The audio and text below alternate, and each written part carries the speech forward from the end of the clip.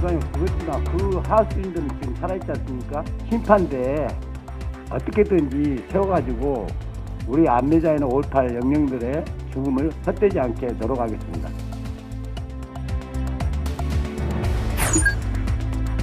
공급 측면을 정상화하고 금융이라든지 또는 세제라든지 제도 등을 통해서 일단 투기 수요는 줄이고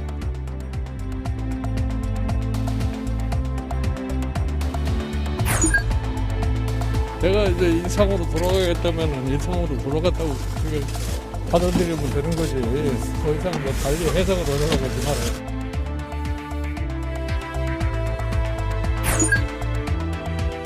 현재의 상황이 계속 엄중해진다 그러면 비상계획을 비롯한 여러 조치들에 대해서도 논의하고 숙고할 예정입니다.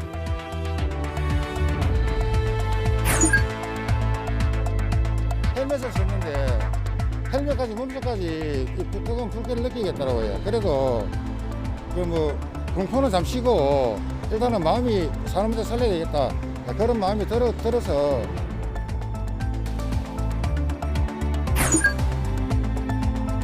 살균 소독제는 무독성, 환경 친화적일 수 없다는 사실을 인지하고 사용 시 신체에 접촉하지 않도록 주의해야 합니다.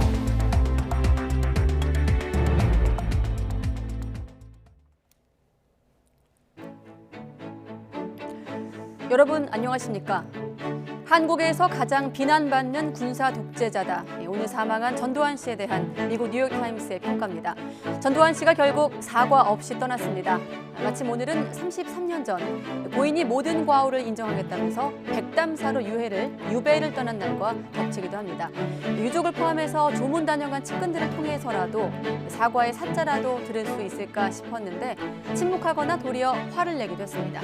이번 대선 전국에서는 전두환 세 글자는 후보들의 역사 인식에 대한 기준점이 되기도 합니다. 뉴스나이트 오늘은 전두환 씨 사망 뉴스를 중점 보도하고 잠시 뒤에는 평론가들 분석으로 이어가겠습니다.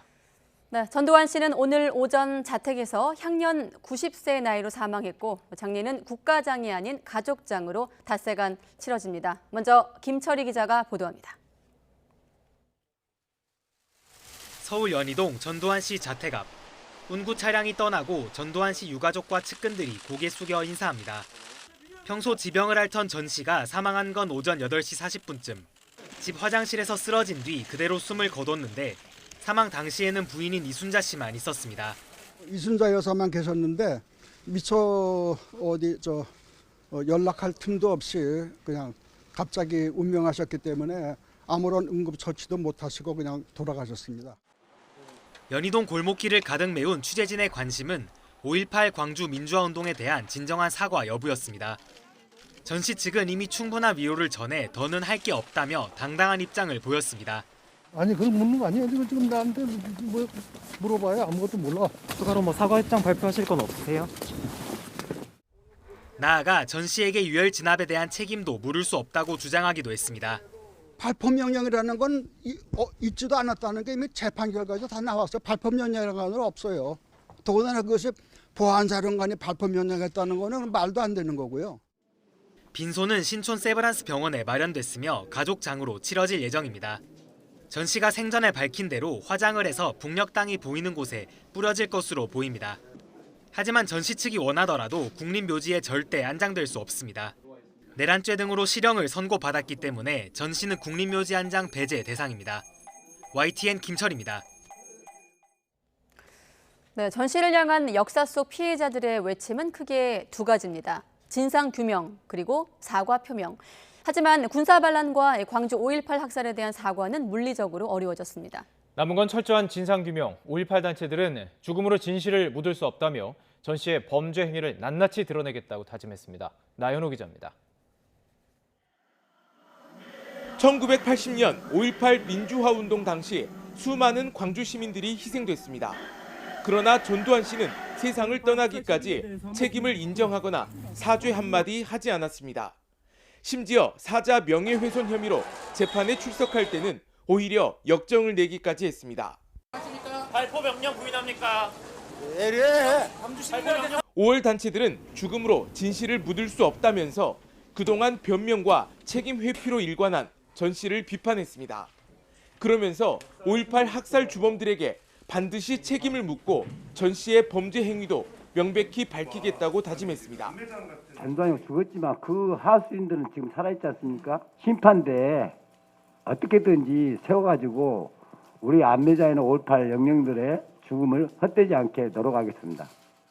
자신의 회고록에서 고 조비오 신부를 명예훼손해 1심에서 징역 8개월에 집행유예를 선고받은 전 씨. 오는 29일 항소심 결심 공판을 앞두고 숨지면서 법원은 공소기각 결정을 내리게 될 전망입니다. 끝내 전 씨를 단죄하지 못한 피해자 가족은 허망함을 넘어 한스럽기까지 합니다. 죽음마저도 참 지탄밖에 그렇게 그 죽음을 맞은 그 모습을 보면서 가련하다 못해 정말 그 화가 나고 정말로 이렇게 분통이 이렇게 터지는 것이 지금의 심정입니다. 재판 출석을 위해 광주를 4차례 방문했던 전 씨. 그때마다 사죄할 기회가 있었지만 시민들의 간절한 바람은 뒤로 한 채 아무런 반성 없이 역사의 뒤안길로 사라졌습니다. YTN 나연호입니다. 고 조비오 신부의 조카인 조영대 신부, 전두환 씨의 죽음에 대해서 사죄할 기회가 있었음에도 아무 말도 없이 떠난 것에 대해서 분노하고 있었습니다. 조금 더 조영대 신부의 목소리 들어보겠습니다. 당장 오는 29일이 고 조비오 신부 사자 명예훼손 재판의 항소심 결심 공판 날이었습니다. 형사소송법 328조에 따라서 형사재판을 받던 피고인이 사망하면 재판부는 공소를 기각해야 합니다. 이에 따라서 전두환 씨와 관련된 형사소송은 공소기각으로 종결될 전망입니다. 하지만 조영대 신부는 민사소송이 남았다면서 그 의미에 대해서 이렇게 이야기했습니다. 공판이 기각이 되겠습니다만은 그러나 1심의 재판 결과는 역사적으로 이렇게 남는 것이고 또 그 재판 과정이 진상 규명을 해가는 아주 중요한 과정이었다는 점에서 또 유의미했다고 말씀드리고 싶고요. 예. 이제 민사 재판이 있습니다. 예. 민사 재판은 내일이 잡혀져 있고 또 앞으로도 계속 민사 재판을 해갈 계획인데 아무래도 이제 유가족이 거기 상주이기 때문에 아마도 내일 재판 민사 재판은 아마 연기되지 않을까 싶은데 민사 재판에가 여러 가지 5.18 수괴인 전두환과 관련된 여러 가지 그 쟁점들이 계류되어 있기 때문에 예. 그 문제들을 계속해서 다뤄가다 보면 계속해서 그 전두환에 관련된 그 미진한 부분들이 계속 밝혀지고 재판이 계속 진행이 되어진다고 볼 수 있어요. 예. 그래서 그 점에 있어서는 계속 5.18 재단 측과 함께 계속해서 싸워갈 것입니다. 군사 반란을 함께 일으키고 차례로 대통령을 지내고 나중엔 법정에서 이렇게 함께 선 전두환과 노태우. 두 사람은 이렇게 평생 질긴 인연을 이어왔습니다. 그리고 전두환 씨는 노태우 씨가 숨진 뒤 한 달도 지나지 않아서 뒤따라 세상을 떠났습니다. 말년엔 두 사람 관계 금이 가기도 했지만 북녘해 보이는 곳에 묻어달라며 같은 유언을 남기기도 했습니다. 박기환 기자가 보도합니다. 전두환, 노태우 두 전직 대통령의 질긴 인연은 1951년 육군사관학교에 나란히 입학하며 시작됐습니다. 군대 내 사조직인 하나회에 가입하면서 정치군인의 길에 발담그게 됐고 박정희 전 대통령 사후 12.12 쿠데타를 함께 일으키며 권력을 장악했습니다. 다만 권력 서열에선 전두환 씨가 언제나 한 발 앞섰습니다. 87년 민주화 항쟁 이후 만년 2인자였던 노태우 씨가 권력을 이어받았지만 전두환 대통령은 청와대에서 제13대 대통령 당선자인 노태우 민정당 총재 예방을 받고 5.18 진상조사 등을 위한 제5공화국 청문회가 열리면서 두 사람 사이엔 금이 가기 시작했습니다. 청문회의 집중포화 속에 내심 최고 권력을 쥔 친구의 아량을 기대했던 전 씨는 백담사로 쫓겨가며 깊은 배신감을 드러내기도 했습니다. 저는 지금 말할 수 없이 참담한 심경으로 여러분 앞에 섰습니다. 문민정부가 들어선 뒤에는 비자금 사건으로 결국 한법정에 나란히 서서 중형을 선고받았습니다. 특별사면으로 풀려난 뒤 불과 200m 거리를 두고 살면서도 두 사람은 왕래하지 않았습니다. 지난 2014년 전 씨가 병상에 누워있던 노 씨를 찾아가 나를 알아보겠느냐며 말을 건넨 것이 마지막 만남으로 알려졌습니다. 결국 지난달 항상 뒤에 있었던 노 씨가 이번엔 먼저 세상을 떠났지만 전두환 씨는 빈소를 찾지 못했습니다. 잠시만요. 나갔는데 5.18 시행자들이 없으신가요? 쿠데타로 정치 권력을 장악해 학생과 노동자를 탄압하고 민주화 이후엔 함께 법의 심판대에 서는 등 한국 현대사의 굴곡을 함께 겪은 전두환, 노태우. 조국의 통일을 보고 싶다며 북녘땅이 보이는 곳에 묻어달라는 유언을 남긴 채 차례로 숨을 거두면서 길었던 애증 관계도 마침표를 찍었습니다. YTN 박견입니다.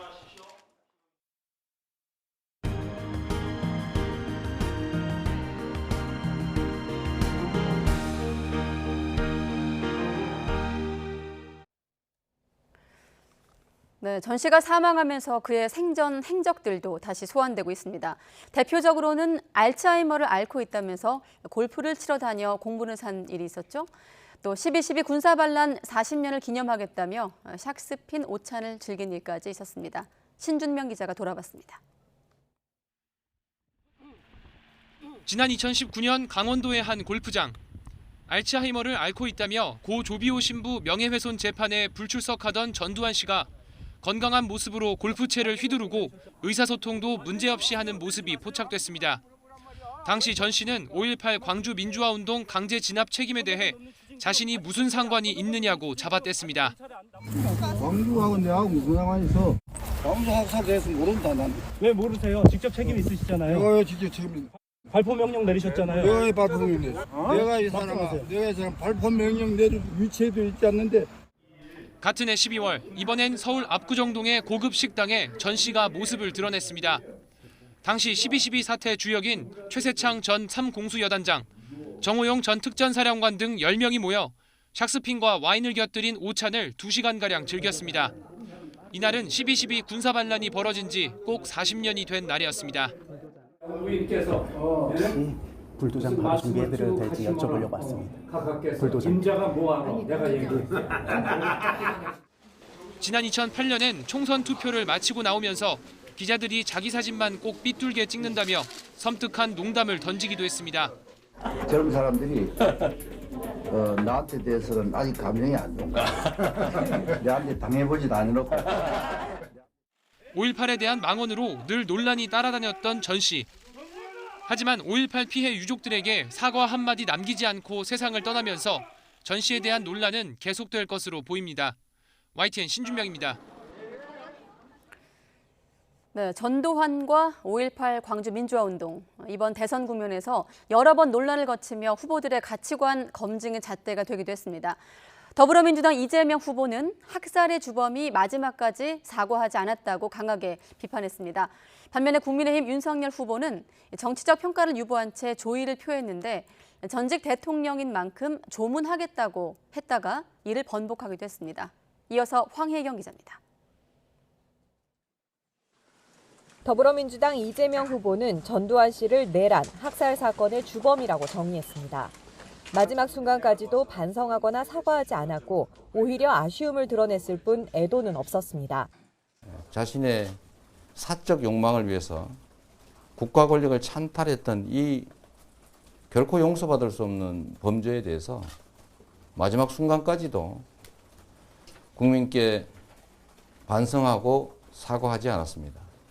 송영길 대표도 사과 없는 죽음에 분노를 느낀다며 조화와 조문, 국가장에 모두 반대한다고 명확히 선을 그었습니다. 어떠한 공식적인 조문이나 조화 조치나 국장, 현충원 모든 게 허용될 수 없다는 사실을 분명히 밝히는 바입니다. 반면 국민의힘 윤석열 후보는 조의를 표하고 유족에게 위로를 전해 온도차를 보였습니다.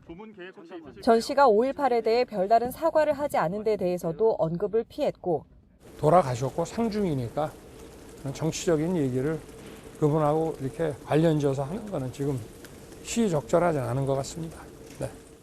조문에 대해서도 해야 하지 않나 생각한다고 밝혔다가 가지 않는 것으로 결정했다고 공지하는 등 오락가락하는 모습을 보였습니다. 이준석 대표는 조문에 명확히 선을 그으면서도 독재의 상징이 되었고 그리고 지난 과거에 대한 반성이 없었던 그런 전두환 대통령에 대해서 제가 개인적으로 추모하거나 아니면 조문을 할 계획은 없습니다. 당 구성원의 조문은 개인적 인연에 따라 자유롭게 판단하라고 문을 열어뒀습니다. 국민의당 안철수 후보는 과오를 인정하지 못하고 떠난 것에 유감을 표하면서도 유족에겐 위로를 전했고 정의당 심상정 후보는 성찰 없는 죽음 자체가 유죄라며 오히려 5.18 유족을 위로했습니다. 청와대는 노태우 씨 별세 당시에 했던 추모 브리핑 대신 사망 관련 브리핑을 통해 진정성 있는 사과가 없었던 것에 유감을 표한다며 조화나 조문 계획은 없다고 밝혔습니다. YTN 황혜경입니다. 네, 이재명 더불어민주당 대선 후보가 우리 사회의 새로운 성장 기회를 만들겠다면서 디지털 대전환을 약속했습니다. 또 YTN 특별 대담에서 출연해서는 현재 집값 상승이 거의 막바지라면서 안정적인 집값 관리를 자신하기도 했습니다. 최하영 기자입니다. 이재명 후보가 선거대책위원회 차원의 첫 공약으로 디지털 대전환을 내놨습니다. 1호 공약으로 내세운 전환적 공정성장의 한 축입니다. 고구려 기병처럼 이 토대 위에서 대한민국의 디지털 영토를 전방위적으로 개척해서 무한한 기회를 창출하는 디지털 영토 확장 시대를 열겠습니다. 135조 원을 과감하게 투자해 일자리 200만 개 이상을 만들겠다는 게 핵심입니다. 성장 회복은 국민이 먹고 사는 문제라며 이를 통해 양극화와 불평등을 완화하겠다는 겁니다. 이 후보는 YTN 특별대담에 출연해서는 조만간 발표할 부동산 정책에 대한 구상도 밝혔습니다. 우선 현재 부동산 상황을 이렇게 진단했습니다. 저는 지금 집값 상승이 거의 막바지라고 봅니다. 그래서 막차를 탄 사람은 위험한 상황이긴 합니다. 이어 그동안 당과 정부는 수요만 억압하면 된다고 봤다면서 시장 억압이 아닌 존중을 강조했습니다. 공급 측면을 정상화하고 금융이라든지 또는 세제라든지 제도 등을 통해서 일단 투기 수요는 줄이고 공포 수요에 대해서는 이제 정책의 신뢰를 확보해주면 줄어듭니다. 집값을 안정적으로 관리할 자신이 확실하게 있다고 강조한 뒤 오히려 지나친 폭락을 걱정하기도 했습니다. 전국민 재난지원금 지급에 반대 여론이 많은 데 대해선 여론조사의 윤리적 답변과 진짜 민심은 다르다며 자신은 물 위에 뜬 거품 같은 물결이 아니라 흐름을 본다고 말했습니다. YTN 최하영입니다. 이재명 후보는 또 이른바 조국 사태와 관련해선 과도한 수사로 피해를 봤더라도 잘못이 있다면 책임져야 한다고 밝혔습니다. 또 실력 중심으로 당 선거대책위원회 재편을 준비하고 있다고 말했고 국민의힘 윤석열 후보를 향해선 뼈 있는 견제구를 날리기도 했습니다. 이어서 권민석 기자입니다. YTN 특별 대담에 출연한 이재명 후보는 민주당 선거대책위원회 쇄신을 위해 실력 있는 인재는 진영에 상관없이 등용할 것이라고 밝혔습니다. 좋은 사람 찾아서 실력 있는 사람 찾아서 진영 가리지 말고 그 능력 있는 사람을 쓰자 그러고 있는데 혹시 좋은 분 있으면 소개 좀 부탁드립니다. 또 중도층은 특정 진영에 소속되지 않은 합리적 결정을 하는 유권자라며 열린민주당과 통합이 중도 확장의 걸림돌은 안 될 것이라고 말했습니다. 다만 조국 사태와 관련해선 집권 세력은 더 가혹한 책임을 감수해야 한다며 조국 전 장관도 예외가 아니라고 강조했습니다. 윤석열 후보의 경우는 사실 가족의 비리 혐의는 사실 조국 장관이 비교할 바가 안 됩니다. 윤석열 후보의 과도한 수사에 의해서 피해를 입었을지라도 그게 사실이라면 책임지지 않을 수 없는 것이죠. 대장동 의혹에 대해선 잘못한 게 없으니 특검을 100번 해도 상관없다며 국민의힘 윤석열 후보가 깔끔하게 특검을 받아야 한다고 압박했습니다. 아울러 윤 후보는 좋은 선생에게 국정 공부를 더 받아야 하지만 자신은 실력과 실천, 실적을 갖춘 삼실 후보라고 설명했습니다. 무슨 스승 이런 분들 좀 멀리하시고요. 그 무속인들 이런 분들도 좀 멀리하시고 왜냐하면 이게 진짜 위험합니다. 국가 경영은 객관적 사실에 기초해서 합리적 판단과 결정을 해야지 이게 동전 던져가지고 결정을 한다든지 이러면 진짜 큰일 나거든요. 함께 사는 세상을 만드는 게 정치하는 목적이라고 밝힌 이 후보는 인생에서 가장 잘한 일로는 부인 김혜경 씨를 만난 걸 꼽기도 했습니다. YTN 권민석입니다. 네, 그런가 하면 국민의힘 윤석열 후보는 선대위 구성이 시작부터 삐걱이면서 통합 리더십이 위기를 맞고 있습니다. 김종인 전 위원장이 일상으로 돌아가겠다면서 윤석열 선대위에 합류하지 않겠다고 사실상 못을 박았습니다. 윤 후보는 공식적으로는 좀 더 기다려보겠다는 입장이지만 불편한 심기를 노출하기도 했습니다. 부장원 기자입니다. 김종인 전 위원장이 원톱 총괄선대위원장직을 맡아달라는 윤석열 후보의 제안을 사실상 거부했습니다. 수락 여부를 가타부타 밝히진 않았지만 이제 일상으로 회귀하겠다는 한마디 그 자체로 강경했습니다. 더 이상 그렇게 복잡하게 얘기할 게 없이 내가 이제 일상으로 돌아가겠다면 일상으로 돌아갔다고 그게 받아들이면 되는 거지. 더 이상 뭐 달리 해석을 하려고 하지 말아요. 윤 후보는 공식적으로는 기다리겠다는 입장만 거듭 확인했는데 선대위에 김종인 전 위원장 합류가 사실상 물 건너간 건 아니냐는 관측이 많은데 어떻게 보시는지 궁금합니다. 우리 김 박사님께서 며칠 생각을 하시겠다고 하니까 저도 기다리고 있는 중입니다. 김 전 위원장을 그 양반으로까지 지칭하며 답변을 피하는 등 불쾌한 기색을 그대로 드러냈습니다. 후보 비서실장 1순위로 거론됐지만 김 전 위원장이 반대하는 것으로 알려진 장제원 의원은 스스로 후보 곁을 떠나겠다고 밝히면서 후보가 스스로 원톱이 돼 전권을 행사해야지 조연히 주목을 받으려 하거나 거래를 하려 해선 안 된다며 김 전 위원장을 에둘러 겨냥했습니다. 당 내부에서는 이미 도리나 예우는 충분히 한 만큼 후보가 더 굽혀선 안 된다는 분위기도 읽히는 만큼 김 전 위원장의 합류는 당분간 어려워 보입니다. 이미 엎질러진 물, 김종인 카드 대신 이준석 대표 역할을 끌어올리자는 의견도 조심스레 나오지만 이 대표 본인이 여기에 회의적입니다.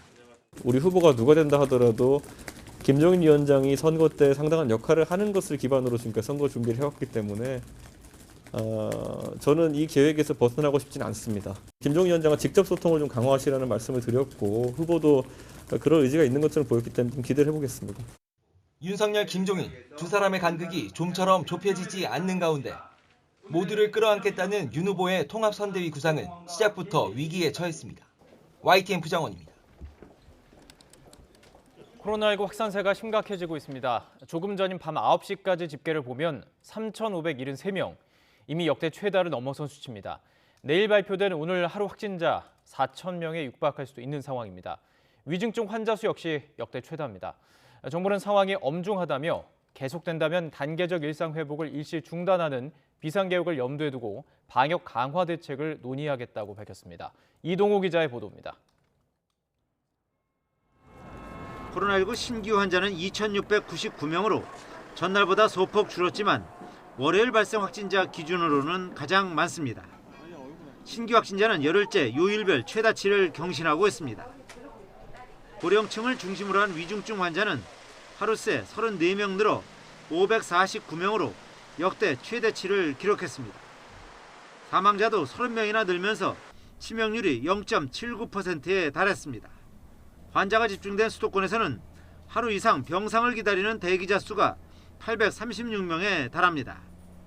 지난 14일부터 20일까지 입원 대기 중 사망한 환자도 3명으로 집계됐습니다.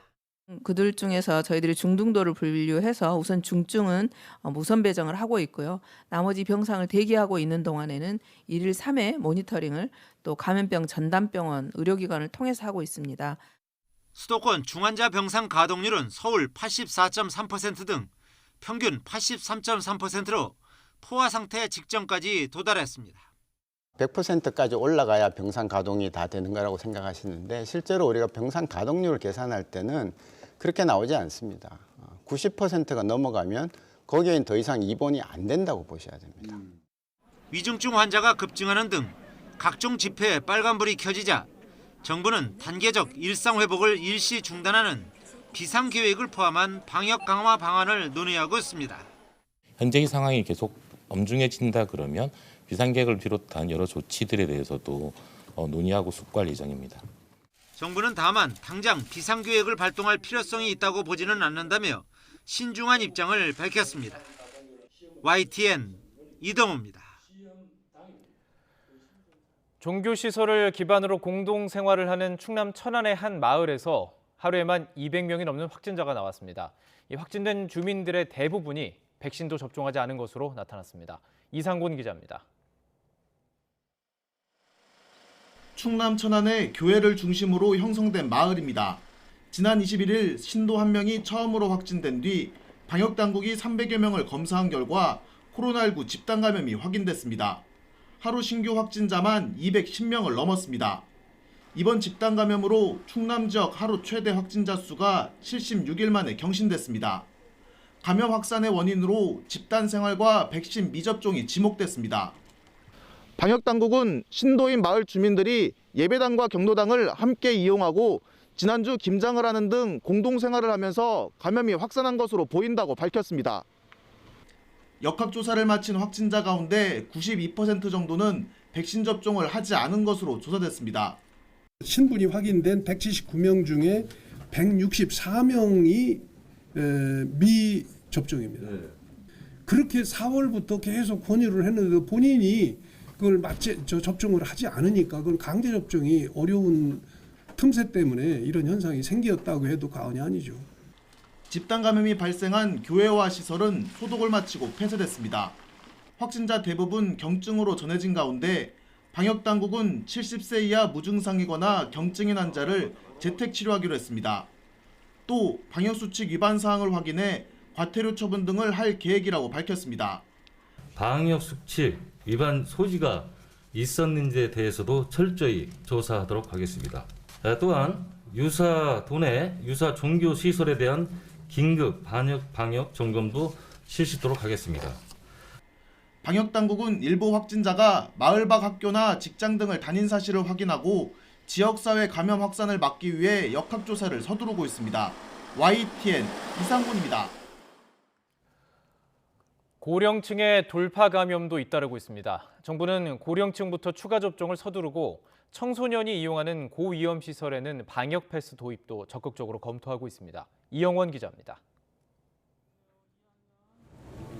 최근 코로나19 유행을 주도하는 두 축은 고령층과 소아청소년입니다.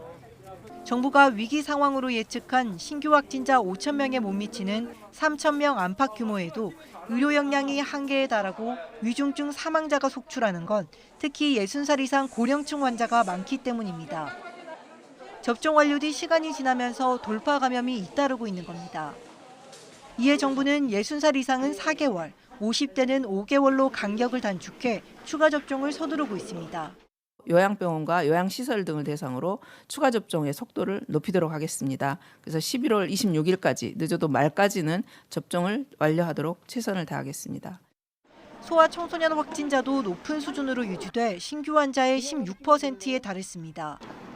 미접종자가 많은 탓인데 접종 대상인 12살에서 17살 완료율은 15.4%에 불과합니다. 정부는 다음 달 31일까지 추가 예약을 진행하는 한편 청소년에게도 방역 패스를 적용할지 적극적으로 검토하고 있습니다. 감염 취약시설을 이용할 때 접종 완료 증명서나 PCR 검사 음성 확인서를 내도록 한 방역 패스 제도를 청소년에게까지 확대하겠다는 겁니다. 학교를 제외한 노래방이나 PC방 같은 비필수 다중이용시설에 도입하는 방안이 유력합니다. 18세 이하의 아동 청소년들이 주로 이용하는 다중이용시설에 대해서는 방역 패스 적용 확대를 적극 검토해 나갈 예정입니다. 청소년 방역 패스 도입 여부는 일상회복지원위원회 논의 이후 교육부 등 관계부처와 협의를 거쳐 최종 결정될 방침입니다. YTN 이영훈입니다. 올해 3분기 가계 빚 잔액이 1,844조 원에 달해 또 역대 최대치를 기록했습니다. 주택 매매와 전세 거래로 자금 수요가 이어진 탓이 컸는데 다만 증가폭 자체가 기존보다 조금 줄어든 모습을 보이긴 했습니다. 강희경 기자가 보도합니다. 결혼을 앞둔 30대 남성 A씨는 몇 달 동안 신혼집을 구하는데 그야말로 진땀을 뺐습니다. 은행에서 돈을 빌려야 하는데 가계대출 규제로 빌려준다는 곳이 없었기 때문입니다. 휴가까지 내고 눈에 보이는 은행은 다 돌아다니다시피 해 잔금을 치르기 전 간신히 대출을 받았습니다.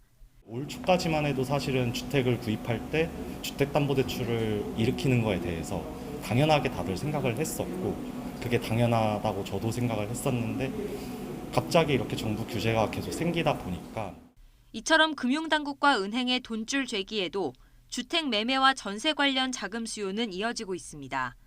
가계대출을 비롯한 전체 가계빚은 계속 늘어 올 3분기 누적 역대 최대치인 1,844조 원을 기록했습니다. 2분기 말보다 36조 원 넘게 늘었고 1년 기준으로는 160조 원 불어났습니다. 주택담보대출 증가폭이 커졌지만 가계대출 관리 강화 등으로 신용대출 등 기타 대출 증가폭은 줄었습니다. 신용대출 한도를 축소하는 등 각 금융기관들이 가계대출 관리를 강화하는 모습을 보면서 전체 업권에서 증가폭이 축소되는 모습이 공통적으로 나타났습니다. 전반적인 증가폭은 둔화했습니다. 3분기 증가폭은 2분기보다 줄었고 전년 동기 대비 증가율도 9.7%로 7분기 연속 이어진 상승세가 꺾였습니다. 다만 절대적인 빚 규모는 여전히 큰 만큼 고물가와 맞물려 한국은행이 이번 주 기준금리를 올릴 거라는 전망이 유력합니다. 현재 물가 상승세가 전방위적으로 높아지고 있고요. 인플레이션 압력이 커지고 있는 상황이고 가계대출 확산세도 심상치 않은 상황인데다가 기준금리를 올리면 가계대출 증가 속도가 줄어들 수 있지만 그만큼 금리도 높아지는 만큼 이자 부담은 더 커질 수밖에 없습니다. YTN 강희경입니다. 정부가 19조 원의 초과 세수를 활용해서 소상공인과 소외계층 등에 12조 7천억 원을 추가 지원하기로 했습니다. 또 올해 말 종료할 예정인 승용차 개별 소비세 인하 조치는 내년 6월까지로 연장됩니다. 오인석 기자의 보도입니다. 경기 회복과 자산시장 호조로 더 거치는 초과세수 중 3조 5천억 원이 소상공인 지원에 투입됩니다. 먼저 손실보상에서 빠진 소상공인 업종 지원에 9조 4천억 규모의 3대 지원 패키지가 시행됩니다. 결혼식장과 장례식장, 숙박시설 등 10만 곳에 2천만 원 한도로 연 1.0%의 초저금리 대출이 공급되는 등 9조 원에 가까운 금융 지원이 제공됩니다. 인원과 시설 제한 업종 중 매출이 감소한 소상공인 등의 2개월간 정기료 50%와 산재보험료 30%가 지원되고 매출 회복을 위해 문화, 체육, 수련시설 이용권도 확대됩니다. 소상공인 손실 보상에 추가로 필요한 1조 4천억을 초과 세수로 보강하면서 소상공인 지원 규모는 10조 8천억으로 늘게 됐습니다. 민생 지원에는 고용보험기금의 구직급여 예산을 메우는데 1조 3천억이 투입되고 서민 물가 안정과 돌봄, 방역 지원으로 5천억이 지원됩니다. 이에 따라 이번 민생경제 지원 대책은 12조 7천억 규모로 확대됐습니다. 이에 정부는 4분기 남은 기간 방역 상황에 예의주시하면서 소상공인에 대한 피해 지원, 민생 안정, 내수 진작 등의 정책 역량을 총집중할 계획입니다. 올해 말 종료 예정이던 승용차 개별 소비세 인하 조치는 내년 6월까지 연장됩니다. 정부는 소비 진작을 위해 승용차를 살 때 붙는 개소세 5%를 3.5%로 30% 인하하는 정책을 펴왔습니다. 초과세수 19조 원의 활용 방안도 확정됐습니다. 국가재정법과 지방교부세법에 따라 초과세수의 40%인 7조 6천억은 지방자치단체에 돌아가고 민생대책으로 5조 3천억이 투입됩니다. 남는 6조 원은 국채물량 축소에 2조 5천억이 쓰이고 나머지 3조 6천억은 내년 세계 잉여금으로 넘어갑니다. YTN 오인성입니다. 우연히 같은 곳을 지나던 택시 운전사와 치킨 배달 노동자, 사다리차 운전자 그리고 여러 평범한 사람들. 부산의 한 도로에서만큼은 영웅들이었습니다. 사고로 불이 붙어 폭발 위험까지 있는 차량에 너도 나도 달려들어서 2명을 구해낸 것입니다. 마치 역할을 미리 나누기라도 한 듯 구출과 심폐소생, 화재 진압과 2차 사고 방지까지 한 몸처럼 움직였습니다. 김종호 기자가 보도합니다. 중앙분리대를 들이받은 승용차에서 불이 납니다. 금방이라도 차량이 폭발할 것처럼 불길이 매서운데 운전자는 사고 충격으로 의식을 잃었습니다. 근처를 지나던 택시 운전자가 차를 멈추고 의식을 잃은 운전자를 발견하는데 사고 충격으로 문은 열리지 않습니다. 사다리차 운전자가 지나가다 공구를 가지고 와서 함께 유리창을 깨고 운전자를 차량 밖으로 빼냅니다. 이때 치킨을 배달하던 손병호 씨가 함께 운전자를 안전한 곳으로 옮긴 뒤에 심폐소생술을 합니다. 헬멧을 썼는데 헬멧까지 몸속까지 이 뜨거운 불길을 느끼겠더라고요. 그래도 그 뭐 공포는 잠시고 일단은 마음이 사람들 살려야 되겠다 그런 마음이 들어서 그 사이 불길은 더 커지지만 더 많은 시민들이 달려와 소화기로 불을 끄고 조수석에 있던 동승자도 구조합니다. 도로에 퍼진 차량 잔해를 정리하고 사고 지점을 지나는 차량을 통제하는 사람도 우연히 사고를 목격한 시민입니다. 불길이 완전히 잡히지는 않았지만 순찰차와 소방차가 도착하기 전에 사고는 어느 정도 수습됐습니다. 적극적으로 나선 시민들 덕분에 무사히 구조된 운전자와 동승자는 병원으로 옮겨져 치료받고 있습니다. 폭발 위험 속에서도 위험에 처한 이웃을 외면하지 않았던 시민 영웅들. 시민들 덕분이라고 생각하고 있습니다. 아무도 시민 여러분들에게 항상 큰 사고 있을 때마다 많은 도움을 줘서 감사하다고 생각하고 있습니다. 경찰은 용감하게 나선 시민들에게 감사장을 전달하기로 했습니다. YTN 김종호입니다. 코로나19 장기화로 우리 일상 깊숙이 들어온 살균 소독 제품, 특히 알코올처럼 자극적인 성분으로 만들지 않았다는 차염소산수가 많이 팔리고 있습니다. 그러나 어린이용으로는 사용이 금지되어 있는데도 이를 어기거나 살균 성능이 떨어지는 걸로 의심되는 제품들이 여러 적발됐습니다. 강정규 기자입니다. 행여 세균이 묻어있진 않을까 손주들이 갖고 노는 장난감을 하나하나 닦습니다. 리모컨이나 선반 등 손이 많이 가는 곳에도 꼼꼼히 뿌립니다. 알코올처럼 자극적인 성분이 들어가지 않았다는 차염소산수 살균제입니다. 여러모로 냄새도 안 나고 맨손으로 해도 끝이라는 느낌을 못 받았고 애기한테도 크게 치명적인 영향을 받지는 않겠다는 느낌이 왔어요. 그런데 이 차염소산계 살균제는 만 13살 이하 어린이용으론 사용할 수 없습니다. 환경부 위해성 평가에서 3ppm만 흡입해도 아이들 건강을 해칠 수 있다고 결론 내린 겁니다. 그러나 한국소비자원이 시중에 유통된 20개 제품을 조사해 봤더니 9개가 어린이용품 살균제로 판매 중이었습니다. 또 현행 법규에 따라 살균 소독제엔 무독성이나 친환경이라는 문구를 쓸 수 없지만 12개 제품이 이를 어겼습니다. 살균 소독제는 무독성, 환경 친화적일 수 없다는 사실을 인지하고 사용 시 신체에 접촉하지 않도록 주의해야 합니다. 살균 성능과 관련 있는 유효 염소 함량이 3ppm에 불과해 기준치인 20에서 60ppm에 한참 못 미친 제품도 있었습니다. 이를 포함해 7개 제품은 적정 산성도 범위를 벗어나 역시 살균 성능이 떨어지는 건 아닌지 의심됩니다. 한국소비자원은 식약처와 환경부에 차염소산수 살균제에 대한 관리 감독을 강화해달라고 요청할 계획입니다. YTN 강정규입니다.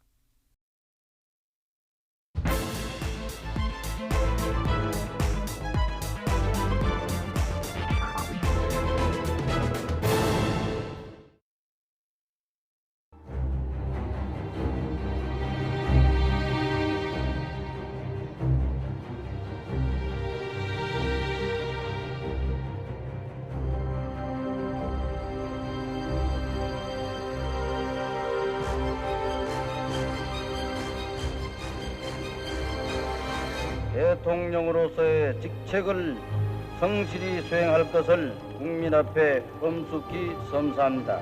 대법원에서 내란과 뇌물수수죄로 무기징역과 추징금 2,205억 원이 확정됐습니다. 검찰의 석방지휘서가 도착한 뒤 20여 분이 지난 오전 10시 50분쯤 전두환 씨가 모습을 드러냈습니다.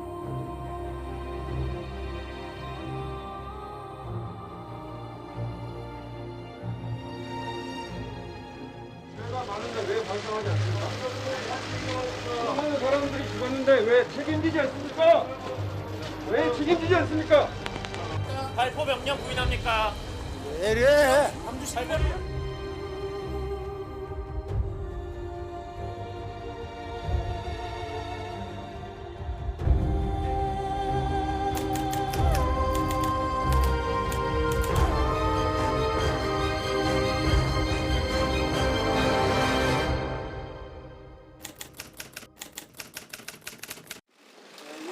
잘못을 인정하지 않습니까?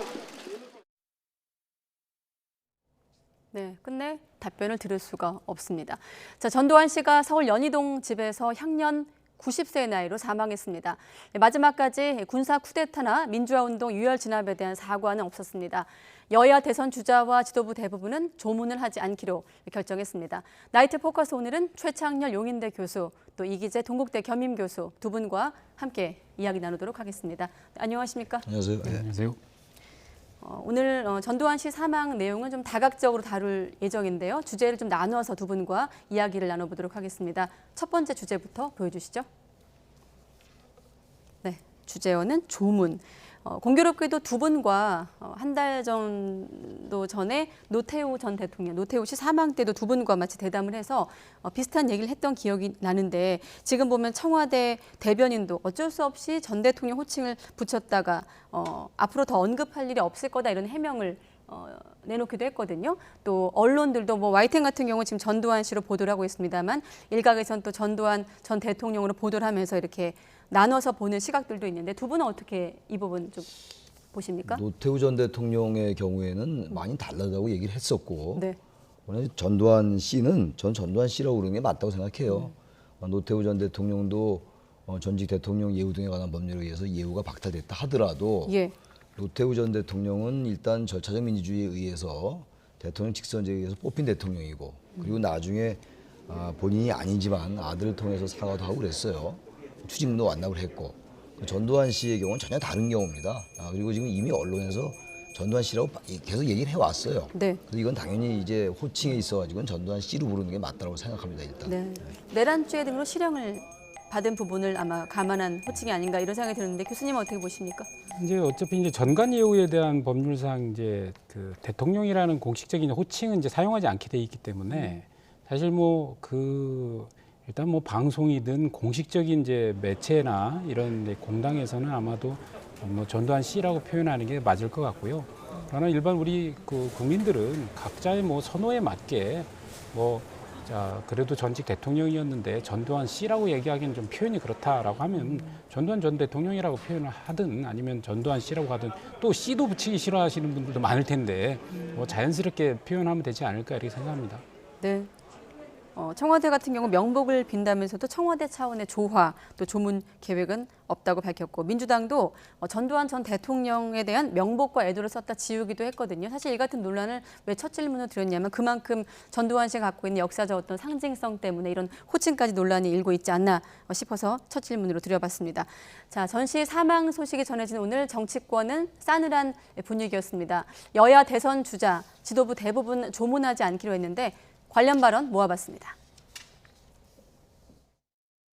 이 전두환 씨는 명백하게 확인된 것처럼 내란 학살 사건 주범입니다. 그런데 이 최하 수백 명의 사람을 살상했던 자신의 사적 욕망을 위해서 국가 권력을 찬탈했던 이 결코 용서받을 수 없는 범죄에 대해서 마지막 순간까지도 국민께 반성하고 사과하지 않았습니다. 이 중대 범죄 행위를 인정하지도 않았습니다. 현재 상태로는 아직 조문 생각을 하지 않고 있습니다. 오늘 전두환 전 대통령 사망인데 여기에 대한 입장 말씀 부탁드립니다. 일단 돌아가신 분에 대해서는 삼가 조의를 표하고 유족에게 위로의 말씀을 드립니다. 조문 계획 있으신가요? 그래서 아직 언제 갈지는 모르겠는데 준비 일정을 좀 봐가지고 전직 대통령이시니까 가야 되지 않겠나 이렇게 생각하고 있습니다. 전두환 대통령이 5.18 관련해서는 아무런 말씀을 남기지 않고 돌아가셨거든요. 그래서 뭐 지금 돌아가셨고 상중이니까 그런 정치적인 얘기를 그분하고 이렇게 관련지어서 하는 거는 지금 시적절하지 않은 것 같습니다. 네. 네, 오늘은 전두환 씨가 사망했기 때문에 관련 뉴스를 이제 대선 후보의 어떤 발언을 통해서 다루고 있습니다만 공교롭게도 최근에 또 윤석열 후보 같은 경우는 대선 국면에서 발언 논란을 일으키면서 앞서 언급한 대로 지금 대선 국면에서 어떤 후보들의 어떤 역사적 인식에 대한 잣대가 되기도 했습니다. 전두환과 광주 민주화운동 자체가 그렇거든요. 일단 이재명 후보 같은 경우는 내란 학살의 주범이라고 정의하면서 조문은 없다 이런 입장을 밝혔습니다. 이재명 후보 같은 경우는 개인적으로 이재명 후보의 생각에 전적으로 동의를 해요. 이게 이제 아무리 상중이라 하더라도 이건 역사적인 차원에서 접근할 필요가 있는 거거든요. 그런 의미에서 이제 후보들에게 묻는 거거든요. 예. 전두환 씨에 대해서 어떤 생각을 갖고 있느냐, 조문이나 조화라든지 이런 것들. 윤 후보가 의외로 지금 이렇게 얘기한 건 좀 뜻밖이에요. 지난달 19일 날 이 전두환 관련 발언 때문에 좀 홍역을 치렀잖아요. 그리고 광주에 가서 사과도 하고 그랬었는데 예. 이럴 때 차라리 진정성을 보여준다는 의미에서 좀 이렇게 있을 수 없다, 조문 같은 거 없다라고 얘기하는 게 오히려 좀 좋았을 텐데 그건 뭐 윤 후보의 생각의 문제니까, 인식의 문제이기 때문에 네. 이거 탓할 수는 없다 하더라도 이재명 후보와 윤 후보가 아무튼간에 이 생각이 상당히 차이가 있는 것 같아요. 나중에 이제 조문 계획이 없다고 발표를 했습니다만 네. 윤석열 후보 측에서 일단은 처음에 이렇게 얘기한 게 상당히 이제 결의 차이가 있다라고 생각을 합니다. 근데 그건 지난달에 그 발언도 있었기 때문에 좀 이런 부분은 역사 인식에 입각해서 이건 뭐 상중이다 이런 표현보다는 5.18을 진압을 하고, 그리고 전두환 씨의 경우는 앞으로 얘기를 하겠습니다만 네. 대한민국 국민을 학살한 사람이에요. 군사를 동원해가지고 말이죠. 이런 것들을 우리가 감안한다면 우리 역사가 너무 이제 후하게 대접을 했던 게 아닌가 생각이 들어요. 전두환 씨에 대해서. 네.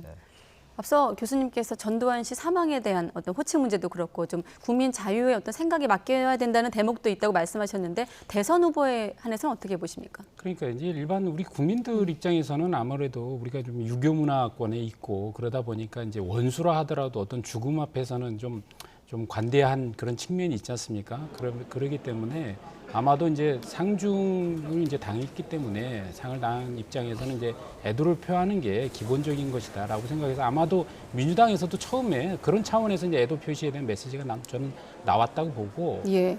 그래서 뭐 윤석열 후보 입장에서도 뭐 전직 대통령이니까 가봐야 되지 않겠나라는 이제 단순한 이제 얘기를 했는데 저는 이게 약간 이제 인간적인 차원에서는 얘기할 수 있지만 대선 주자의 정치적 발언으로서는 부적합하다 이런 생각을 합니다. 왜냐하면 지난번에 사실 그 전두환 전 대통령의 어떤 그 옹호 발언이라는 게 사실 뭐 12.12 구태타라든가 5.18 학살에 대해서 옹호한 것은 아니었고 단지 사람을 잘 썼다 이런 걸 얘기하다 보니까 이게 옹호한 발언으로 비춰져 갖고 굉장히 애를 먹지 않았습니까? 네. 그래서 얼마 전에 이제 그 국민의힘의 후보가 된 뒤에 이제 11월 10일쯤 됐었죠. 광주에 가갖고 또 5.18 묘역에서 머리를 숙이고 광주 시민들에게 또 사죄를 하고 이랬는데 불과 뭐 한 13일밖에 안 지났는데 오히려 이런 기회가 생겼으면 저는 단호하게 본인의 역사의식을 좀 드러내는 기회로 오히려 삼았으면 좋지 않았을까. 그런데 아마도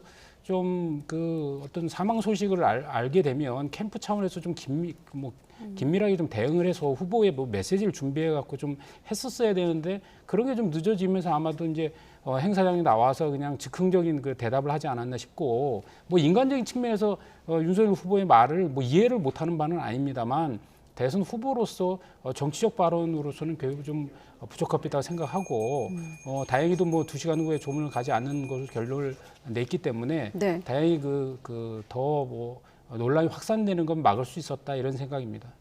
2시간여 만에 말씀하신 대로 그러니까 조문을 당초에 가겠다고 했다가 입장을 번복했습니다. 조문 가지 않겠다. 오히려 지금 교수님께서는 이번 기회에 윤 후보가 좀 역사 인식을 드러내는 기회일 수도 있었는데 놓쳤다 이렇게 말씀하셨거든요. 저도 뭐 그런 측면에서 아까 말씀드린 거고, 이거는 뭐 표를 의식하고 이런 차원보다도 우리가 뭐 자연인이다 또 후보다 이런 차원 이전에 전두환 씨 하면 생각나는 게 일단 뭡니까? 12.12 구태타, 5.18 민주화 운동에서 국민들을 학살한 것, 그리고 7년 동안 물론 뭐 경제는 그동안 괜찮았다는 측면이 분명히 있다 하더라도 삼천교육대, 네. 언론 통폐합, 얼마나 나쁜 일을 많이 했어요. 박종철 군 탁 치면 억하고 탁 치니까 억하고 죽었다라는 거 87년도에. 이게 전부 전두환 때 일어난 일들이거든요. 그때 여기에 대한 분노 같은 게 좀 있었어야 돼요. 저는 그렇게 봐요. 분노라는 게 물론 절제돼야 되겠습니다만 이게 무슨 일상적으로 그냥 죽은 자에 대한 애도다 이렇게 얘기한 사항은 아니라는 거예요. 그렇지만 사실 지금 우리가 이 자리에서 이런 얘기를 할 필요가 없는 거 아니겠어요? 네. 저는 그래서 그런 점에서는 후보가 됐건 누가 됐건 우리 한국 자연인이 됐건 이건 역사 인식의 문제에서 접근할 필요가 있다고 생각합니다. 네. 아무튼 정부는 국가장 하지 않고 가족장도 지원 없다 이런 입장을 밝혔습니다. 장례 절차도 관심인데 사실 두 분과 함께 노태우 씨 장례 절차 얘기할 때 했었거든요. 그때는 이제 국가장으로 치렀는데 국가장이 2011년도에 이제 국장과 국민장이 통합되면서 개념이 도입된 이후 이번에 제외가 된 첫 사례라고 하더라고요, 교수님. 그러니까 이제 그 국가장, 국민장, 가족장, 국장 이렇게 나눠져 있다가 네. 이제 국가장으로 이제 통일이 됐습니다. 그 이후에 사실 국가장법에 근거하면 전직 대통령은 국무회의의 의결을 통해서 국가장을 하게 돼 있어요. 그래서 현행 법으로는 사실 전두환 전 대통령도 국무회의 의결을 거쳐서 사실은 국가장으로 가든가 국가장을 안 하든가라고 그 결정을 해야 되는 상황입니다. 현행 법으로는.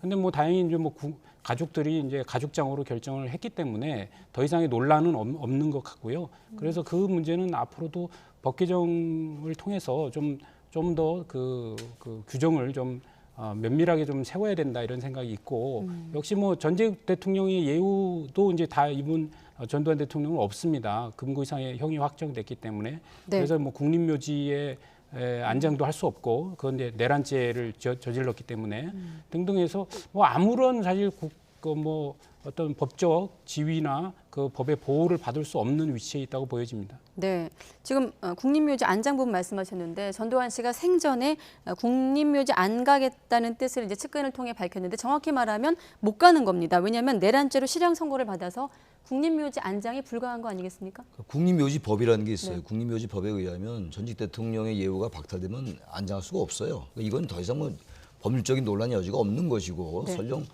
법률에 의해서 가능하다 하더라도 국민 정서라는 게 있잖아요. 지금 전두환 씨를 그 국립묘지에 안장한다라는 거 그걸 받아들일 수 있겠나요? 물론 전 국민 개개인으로 볼 때는 뭐 다른 생각을 가진 분이 있다 하더라도 네. 이거는 법률적으로는 뭐 당연히 정리가 돼 있는 것이고 법률 이전의 문제다라고 다시 제가 강조를 하는 겁니다. 네. 자, 다음 주제 보도록 하겠습니다. 네, 주제어 주시죠. 네, 사실상 이제 사과 부분은 고인이 됐기 때문에 물리적으로 불가능해졌고 남은 건 이제 진실 규명 부분 아니겠습니까? 자, 어떻습니까? 지금 생전 과오에 대해서 이미 여러 차례 사과했다고 측근들이 설명을 하고 있는데 뭐 발포 명령은 한 적이 없는 만큼 책임도 없다 이런 발언이 측근으로부터 나왔거든요. 민정기 전 청와대 공보비서관 발언 듣고 두 분과 이야기 이어가겠습니다.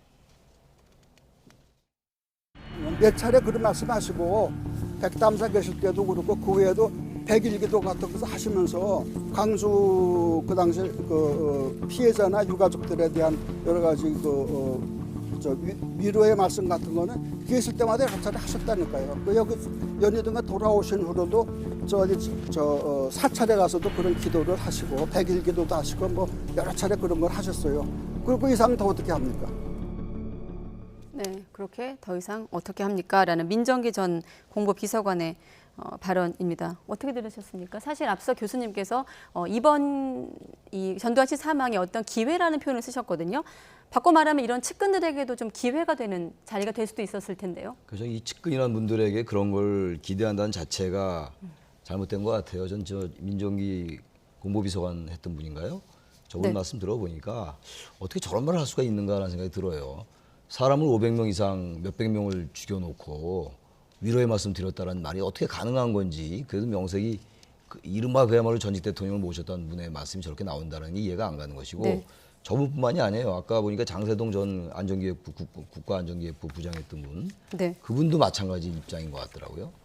그리고 이제 이따 얘기가 나올지 모르겠는데 전두환 씨의 부인이 이순자 여사는 또 전두환 씨가 뭐 민주주의 아버지란 말까지 했어요. 대한민국 민주주의 아버지다 남편이. 도대체 어떤 인식에서 그런 말이 가능한지 이해가 도저히 안 가는 것이고 그리고 이 사과라는 거는 우리가 누누이 얘기하는 겁니다만 우리 국민이 어떻게 받아들이냐의 문제예요. 사과는 단어 쓴 적도 없고 그리고 어쨌든 발포 명령이나 이런 것들 그리고 자신이 그때 합수 부장을 하면서 권력이 모아지고 나서 쿠데타 일으키고 권력을 찬탈하고 이런 과정이 있잖아요. 근데 이런 거에 대한 전혀 얘기 없이 위로 말씀드렸다. 그리고 백담사 가서 기도했다. 이런 말 가지고 사과를 했다라고 얘기한 이 인식, 이 경박함, 천박함 도저히 받아들일 수가 없다는 겁니다. 네. 방금 교수님께서 장세동 전 국가안전기획부장 언급하셨는데 뭐라 그랬냐면요. 다시 한번 전해드리겠습니다. 그런 건 묻는 것 아니다. 지금 자신한테 물어봐야 아무것도 모르겠다. 추가로 사과 입장 발표할 것 없느냐는 기자 질문에 침묵으로 일관했습니다. 네, 교수님은 어떻게 보십니까? 그러니까 이제 지금 전두환 그 씨를 따르던 현재 그 무리들은 아직도 생각을 그렇게 하고 있는 거예요. 뭐냐면 그 시민들이 먼저 그 총을 무기고를 털었기 때문에 결국 군사력을 동원해서 진압할 수밖에 없었다. 그래서 진압 과정에서 그 시민들이 어떻게 보면은 이제 사상자가 많이 나왔지 않습니까? 수백 명이 나오고 뭐 다친 사람들까지 하면 뭐 3,000명이 넘는데 이제 그런 피해가 있었다는 어떤 그런 상황 그리고 그 결과에 대한 사과들을 그 여러 번 했거든요, 실제로는. 근데 그 원인에 대한 사과를 안 한 거거든요. 그러니까 그 발생 동기 그 당시 이제 어쨌든 군인이 이제 발포를 했는데 그 발포의 책임자도 지금 아직 밝혀져 있질 않거든요. 그러니까 그런 문제에 대해서 지금 이 어떤 진실 규명의 문제, 그다음에 어떤 그 확실한 책임 있는 사과 이런 것들을 이제 계속 이제 5.18에 이제 광주 민주화운동에 연루됐던 분들이 계속 그 제기하는데 결국은 이거를 이제 그 확실하게 매듭을 짓지 못하고 이제 전두환 전 대통령이 이제 사망하게 돼서 영원히 이제 역사적으로는 굉장히 뭐 미제의 사건으로 이제 남게 돼버렸고 그래서 참 현대사 측면에서 보면은 이런 것들이 깔끔하게 매듭짓지 못하면서 새로운 단계로 넘어가야 되는 그런 지점에서 좀 아쉬움이 좀 남는 그런 상황입니다, 지금. 네, 앞서 최 교수님께서 부인 이순자 씨 얘기를 했는데 남편이 대한민국 민주주의의 이제 아버지다라면서 군사 독재를 미화하려 했다라는 발언 하셨는데 최근에 이제 노태우 씨 같은 경우도 가족과 좀 비교가 됩니다. 또 생전에 추징금을 완납한 부분, 자녀를 통해 사과한 부분과 좀 대비가 되고 있는데 역시 같은 질문인데 최소한의 기회를 가족들이 역시 놓칠까요? 어떻게 보십니까? 기회를 아무리 줘도 인식이 안 되는 걸 어떻게 하겠어요? 네. 사실 억지로. 사과를 한다 하더라도 진정성이 의심받을 수도 있을 텐데 말이죠. 전두환 씨 아무리 남편이지만 민주주의 아버지라는 게 도대체 어떤 논리 구조로 가능한지 도저히 이해가 안 가요.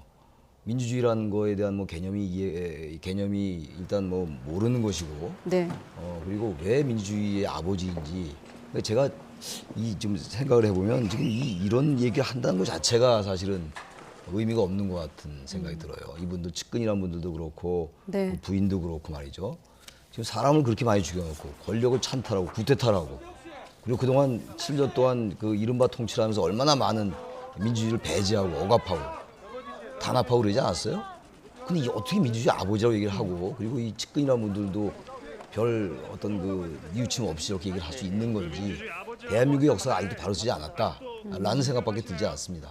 아마도 이제 그 당시에 이제 6.29 선언을 통해서 지금 현재 이제 직선제를 수용했다. 그래서 이제 민주주의 하에서 이제 대통령이 선출되는 계기를 만들었다는 차원에서 아마도 민주주의 아버지라고 얘기한 것 같은데 정말 사실 진짜 그 말이 안 되는 얘기죠. 그 당시에 6.29 선언은 정말 그 공권력으로 경찰력으로는 도저히 어떤 국민들의 저항을 통제할 수 없는 상황까지 갔기 때문에 막다른 그 어떤 그 변환 끝에서 받아들인 항복 선언 같은 것이었거든요. 네. 그걸 가지고 뭐 민주주의 아버지라고 얘기하는 건 정말 어불성설이라고 생각합니다. 네.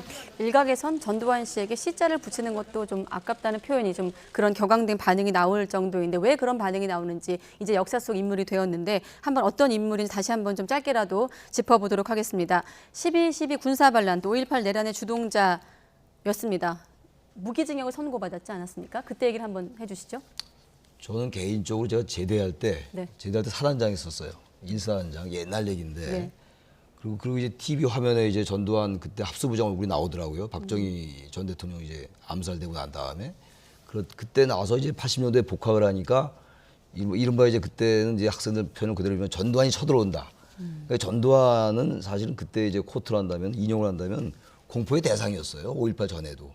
5월 그 13일 날 14일 날 이 서울시 전역에서 그 전국에서 올라온 대학생들이 시위라고 그랬었잖아요. 예. 그리고 난 다음에 5.18, 5.17 이제 24시에 비상계엄이 전국으로 확대되고 제주도까지 이러면서 5.18이 들어갔던 거거든요.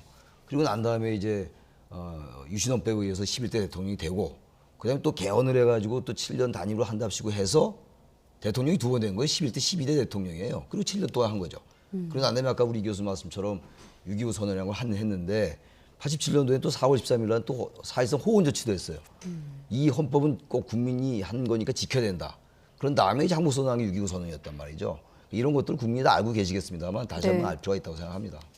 네, 내란죄, 내란 목적 살인죄 혐의 등으로 무기징역을 선고받았지만 97년에 또 특별 사면을 받기도 하지 않았습니까? 네, 김영삼 전 대통령 임기 말에. 그렇죠. 그러니까 제가 알기로는 전두환 대통령은 그 사형이 구형됐었고 그 노태우 전 대통령 아마 무기징역이었던 것처럼 기억을 하는데 네. 사실 전두환 전 대통령 같은 경우는 본인이 이렇게 그 감옥 생활을 할 거라고 생각은 못하면서 아마 권력을 노태우 전 대통령한테 물려줬다고 볼 수 있죠. 그렇지만 노태우 전 대통령이 그 권력을 어때좀 문민정부에 이제 김영삼 대통령이 이제 문민정부가 들어서면서 근데 YS 그러니까 문민정부의 김영삼 대통령이 5.18 문제에 대해서 그냥 넘어가질 않았고 그다음에 이제 5.18 문제뿐만 아니라 굉장히 경제적으로 부정부패를 많이 저질렀거든요. 그런 것들을 전부 해서 여러 가지 이제 특가법상 뇌물수수까지 포함해서 형을 선고했고 그 과정에서 이제 투옥된 이후에 한 2년 정도 아마 실형을 살고 나와서 이제 그 사면을 해준 거죠. 사면을 해줬고 그 이후에 거의 칩거 생활을 했고 노태우 대통령은 전혀 밖으로 나오질 않았는데 네. 전두환 대통령은 그 이후에도 간헐적인 활동을 했고 최근에는 이제 회고록까지 발간하면서 또 그 회고록에서 또 다시 이제 조비오 신부에 대한 여러 가지 이제 비난을 하면서 이제 사자 명예훼손 훼손으로 이제 논란까지 이어지는 굉장히 그 권력을 한 7년 잡으셨는데 그 이후에 지금까지 수십 년간을 사실 굉장히 어둠 속에서 생활하셨다고 봐야 될 것 같습니다. 네, 이 참고로 지금 약간 헷갈릴 수 있을 것 같아서 내란죄나 이제 수뢰죄 관련해서 검찰이 이제 구형을 한 건 사형이었는데 최종 아마 대법원 상고심에서 전두환 씨는 무기징역, 노태우 씨는 징역 17년이 최종 확정된 것으로 알고 있습니다. 다시 한번 좀 기억을 해보도록 하겠습니다. 다음 주제는 보도록 하겠습니다. 자, 추징금 전체가 이제 2,205억 원입니다. 그중에서 한 43% 정도 남아 있습니다. 오늘 기준으로 한 956억 원 정도라고 하는데, 자, 전두환 씨가 사망하면서 추징금이나 재판 부분 어떻게 되는지 궁금해 하시거든요. 어떻게 되는 겁니까? 환수 가능한 겁니까? 추징금은 아마 추징하기 어려울 것 같아요. 추징금이 이제 가족이라든지 예.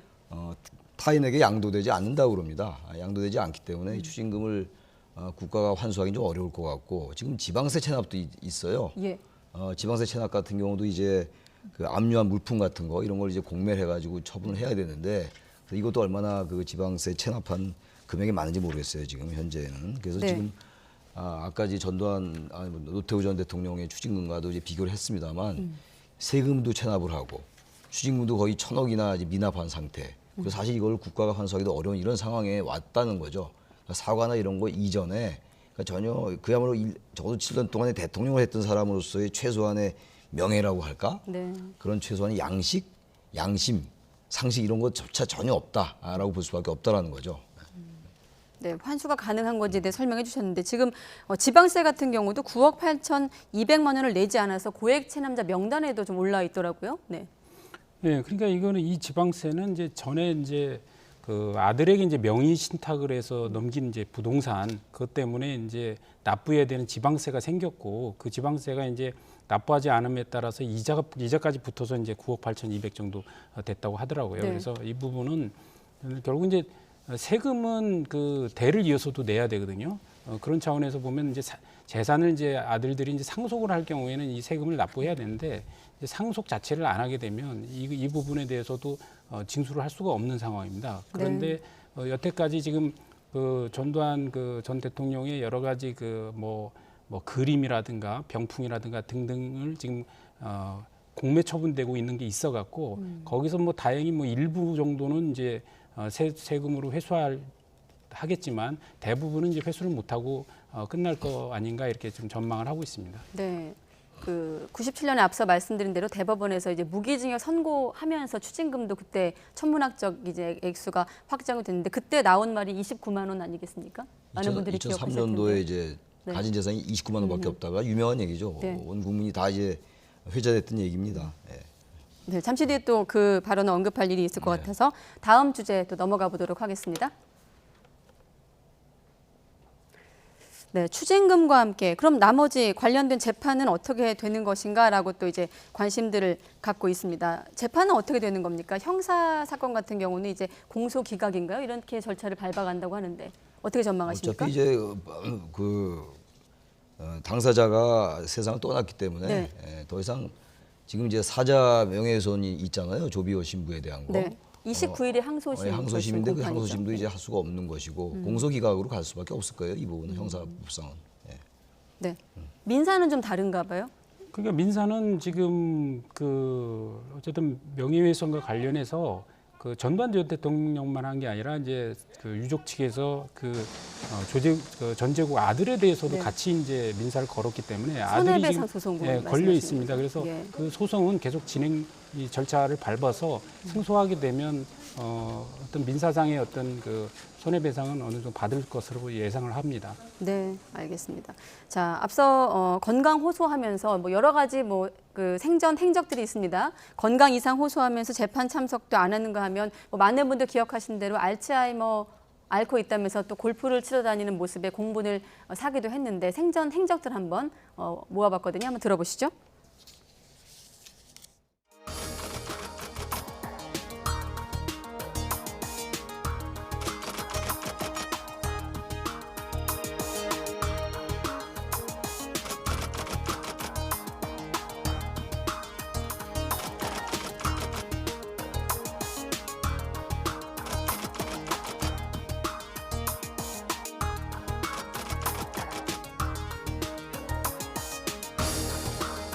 젊은 사람들이 나한테 대해서는 아직 감정이 안 돼. 내한테 당해보지도 않아놓고 범주하고 내하고 누구나만 있어. 범주하고에 대해서 모른다 난. 왜 모르세요? 직접 책임 있으시잖아요. 직접 지금 발포 명령 내리셨잖아요. 왜 발포 명령? 내가 이 사람아, 내가 지금 발포 명령 내릴 위치에도 있지 않는데 1,000억 원 넘는 추징금과 고액 세금 언제 납부하실 겁니까? 한 말씀 해주세요. 네가 좀 해주라.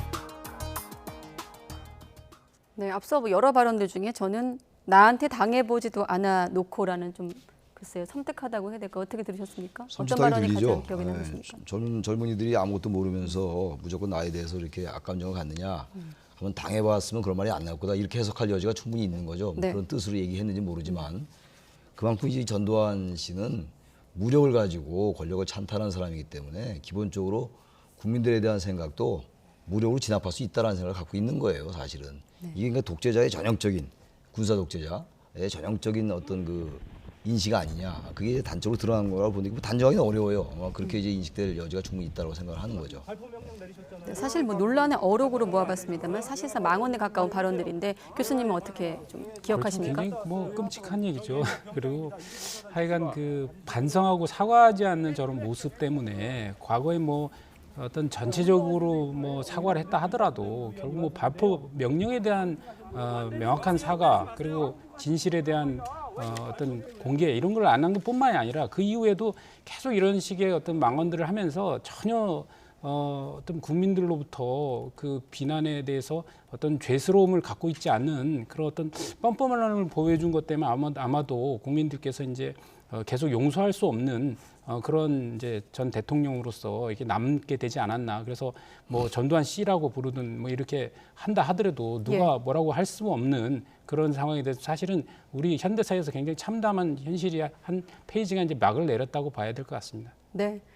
이제 고인이 됐기 때문에 앞서 들으신 기자들의 질문, 왜 반성하지 않으십니까? 왜 사과하지 않으십니까? 왜 추징금 내지 않으십니까? 라는 이제 답변은 들을 수가 없게 됐고 지금 5월 단체가 그 말로 대신합니다. 죽음으로 진실을 묻을 수 없다. 결국 남은 건 진상규명 아니겠습니까? 역사에 대해서 향후 역사는 전시를 어떻게 기억할 것인지 그리고 앞으로 남은 어떤 진상규명과 관련된 중요한 대목 어떤 부분이라고 보십니까? 진상규명할 게 굉장히 많아요. 지금 5.18 이 문제에 대해서 이제 국가가 기념일을 제정하고 역사적인 판단이나 이런 건 다 이제 정착이 됐다 하더라도요. 안매장한 부분도 있고 또 그 군인들에 의해서 성폭력 당한 부분도 있고 아직도 지금 이 5.18 민주화 운동에 대한 거는 거의 시작 단계에 불과한 겁니다. 지금 이건 다음 정권이 들어서서라도 이거는 정권에 관계없이 반드시 진상규명 해야 돼요. 옛날 일이라 하더라도 이게 1980년도의 일입니다만 지금 우리나라의 민주주의가 이 민주화 운동, 5.18 광주 민주화 운동으로부터 비롯됐다고 해도 과언이 아닌 거거든요. 지난번에도 얘기를 많이 했습니다만 5.18 정신을 헌법 전문에 넣자는 얘기를 여야가 좀 다 하고 있는 거거든요. 근데 그러기 위해서는 이 진상규명이 제대로 확실하게 돼야 된다. 발포 명령자도 알아내야 되는 것이고 안매장한 부분도 그렇고 그때 병력 이동 사항 그렇고 이런 게 하나도 지금 알려져 있지 않아요, 사실은. 그래서 이거는 우리가 미안의 과제로 계속 해 나가야 된다고 생각합니다. 네.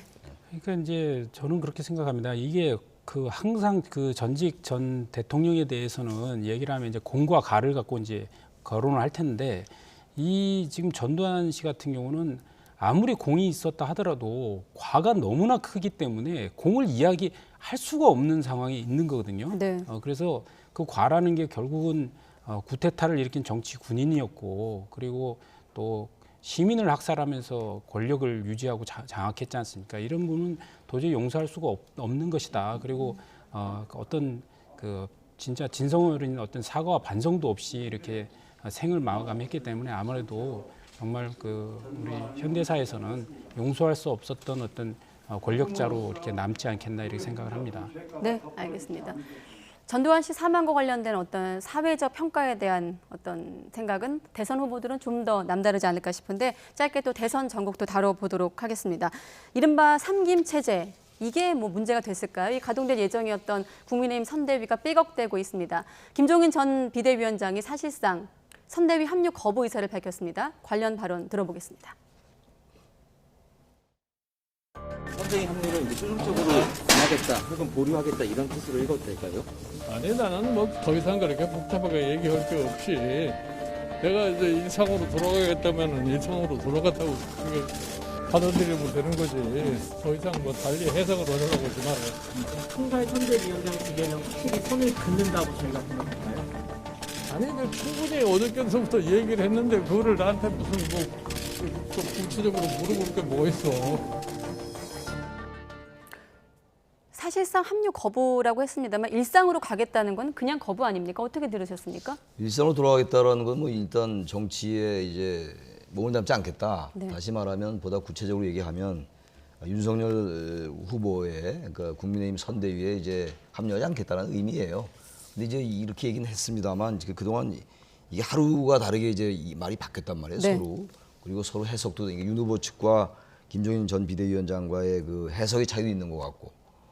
그리고 이제 김병준이 위원장이죠. 김병준 위원장하고 김종인 위원장을 방문했는데 그때 또 서로 얘기를 오고 갔습니다만 또 해석이 달랐던 것 같아요. 의미가 다르게 느껴졌던 것 같고. 네. 결국은 이제 이렇게 왔는데 윤석열 후보가 어떻게든 김종인 전 비대위원장을 같이 합류해야 될 것 같아요. 왜 그렇게 말씀드리냐면 우리가 이제 과거 이미지란 말씀을 많이 드리는데 과거로 따지면 다 과거 인물들이죠. 근데 김종인 전 비대위원장이 가지고 있는 상징성이 분명히 있어요. 개혁이라는 상징성이 있고 중도로의 외연확장이 있기 때문에 김병준 비대위원장이라든지 김한길 새시대 준비위원장인가요? 이런 분들이 갖지 못한 상징 자산이 분명히 있어요. 김종인 위원장이. 근데 그거를 배제하고 그냥 간다라는 건 저는 사실 윤석열 후보에겐 굉장히 큰 위험 부담이다. 그래서 저는 그래서 이건 윤 후보 측에서 어떻게든 이제 서로 이제 그 갈등하는 측면이 있는 거 아니에요 지금? 네. 그걸 잘 접점을 찾아가지고 김종인 위원장과 함께 하는 게 대선 전략상 저는 유리하지 않느냐 이렇게 저는 개인적으로 생각을 합니다. 네, 앞서 자막에 나갔습니다만 윤석열 후보가 뭐라 그랬냐면 김 전 위원장 의중 파악했느냐는 질문에 그 양반 말씀하지 하는 건 묻지 말아라. 그 양반 묻지 말아라. 불쾌감을 드러내기도 했는데 사실 김종인 위원장이 일상으로 돌아간 만큼 이제 기자들의 질문은 이 질문이 집중될 텐데 어떡하죠? 예. 그 표현 자체가 뭐 그 양반 뭐 이런 식의 그런 표현들을 즐겨 쓰시는 것 같아요. 윤석열 후보가. 그래서 무슨 뭐 비하하려는 표현이라든가 뭐 이런 건 아닌 거로 보여지고요. 네. 다만 이제 그 뜻에서 알 수 있는 것들은 이제 충분히 의견 전달은 했다. 그리고 김종인 위원장도 아마도 저 윤석열 후보 측에 자신의 의중은 충분히 설명하신 것 같아요. 그리고 윤석열 후보도 본인이 생각하는 중도 확장, 외연 확장을 위해서 이런 선대위가 이제 그 필요하다. 그래서 김한길 전 대표나 김병준 전 비대위원장을 영입해서 이렇게 외연을 확장해야 되겠다라는 생각을 분명히 의사전달한 것 같고, 네. 그러나 뭐 김종인 위원장은 뭐 단일한 원톱 구조로 총괄 체계를 고수하고 계신 거 아닙니까? 그래서 상임 선대위원장이 왜 필요하냐 뭐 이렇게 얘기를 하신 건데 저는 이게 후보의 입장과 김종인 위원장의 입장이 저는 다르다고 보는 거고, 결국은 이제 선거라는 건 후보 중심이기 때문에 저는 이제 윤석열 후보가 결국 이제 그 결단을 내려서 기존에 김병준 전 비대위원장이라든가 김한길 전 대표를 영입해서 그 외에도 더 많은 분을 영입해서 확장형 이제 선대위를 가려고 하는 것 같고요. 네. 여기에 이제 마음에 안 들으셨으면 좀 더 시간을 가지시고 생각하시다가 합류를 하시지 않을까 이런 생각을 하고 합류가 안 된다 하더라도 일단은 선대위는 이제 출범해서 진도는 나가야 됩니다. 왜냐하면 지금 이재명 후보는 이미 뭐 메타버스니 뭐 타면서 전국을 다 다니고 있는데 지금 선대위 체제 갖고 더 이상 논쟁할 수가 없다. 그래서 개문 발차라도 해야 되는 상황이다 이렇게 생각을 합니다. 네, 지금 본인은 윤석열 캠프에서는 덧셈 정치하겠다고 했지만 지금 계속 이유와 좀 다르지만 김종인 전 위원장하고도 쉽지 않고 또 장제원 의원 같은 경우도 윤 후보 곁을 떠나겠다고 뭐 이유는 다릅니다만 그리고 경쟁자였던 유승민, 홍준표 의원과도 지금 난항을 겪고 있거든요. 어떻게 좀 전망하십니까? 윤석열 후보의 정치력이 시험받고 있는 상황이에요. 저는 장제원 의원에 대한 이제 불만도 분명히 있어요. 지금 이제 김종인 전 비대위원장이. 네. 그러니까 보도에 따르면 윤석열 후보가 좀 장제원 의원에게 상당히 많은 고마움을 느낀다는 거 아니에요? 지난번 이제 국정감사 때부터 그랬고 여러 가지 검찰총장 시절부터. 네. 근데 이런 것들에 너무 집착할 필요가 없다. 제가 하나 말씀드리고 싶은 게 장제원 의원 본인의 문제가 아니라 본인의 아들이 지금 기소된 상태란 말이에요. 그 젊은 사람들에게는 뭐 젊은 사람들뿐만이 아니라 많은 지탄을 받는 이제 그런 혐의로 기소가 된 상황이기 때문에. 선거라는 게 그런 게 굉장히 영향을 주거든요. 근데 왜 이렇게 집착을 하는지 모르겠어요. 집착을 하는지 안 하는지 제가 정확히 모르겠는데 그런 느낌이 들거든요. 네, 표면적으로. 네, 그러니까 김종인 전 비대위원장으로서는 그런 분들에 대한 불만도 있는 거예요. 단순하게 김병준 위원장하고의 관계 이런 걸 떠나서 게다가 이제 권성동 의원도 그렇고 주변에 포진하고 있는 여러 가지 인물들 이 계속 이런 식의 행태로 선대위가 간다면 본인이 선대위원장을 완톱으로 한다 하더라도 한계가 있다는 판단을 한 것 같아요. 김종인 전 비대위원장이.